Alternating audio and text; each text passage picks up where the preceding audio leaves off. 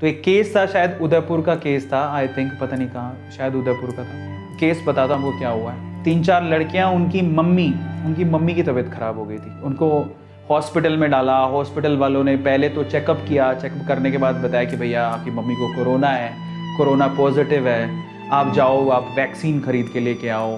तब वैक्सीन इतनी आसानी से अवेलेबल नहीं थी। उन्हें बोला 7 डोज लगेंगी, ऐसे सुनने में आया। फिर 7 डोज, उन्होंने 1 लाख रुपए की 7 डोज खरीदी है और लाके भी दी, बोले कि लगाओ। समझ रहे हो, बाहर से खरीदी, लाके दी, बोले लगाओ।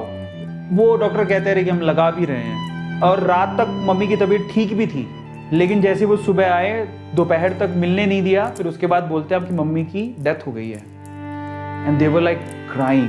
मतलब सभी, ये कैसे हो सकता है, मतलब how is this possible. So mummy की डेथ हो गई है, रात तक ठीक थे, डोजेस भी ला के दी। अब देखो, सबसे दुख की बात ये थी कि जब डेथ सर्टिफिकेट आया, डेथ की रिपोर्ट बनानी होती, कोई क्यों मरा, रीजन, तो डेथ हुई तो कोरोना की वजह से हुई है ना, यही होना चाहिए था। उस डेथ सर्टिफिकेट पे या जो भी रिसिप्ट देते हैं उसके ऊपर लिखा हुआ था कि कोरोना नेगेटिव थी आंटी, वो उनकी मम्मी, मतलब उनको कोरोना हुआ ही नहीं। तो फिर आपने उनको एडमिट क्यों किया, और फिर कोरोना के लिए तुमने दवाइयां क्यों मंगवाई, वैक्सीन क्यों मंगवाई।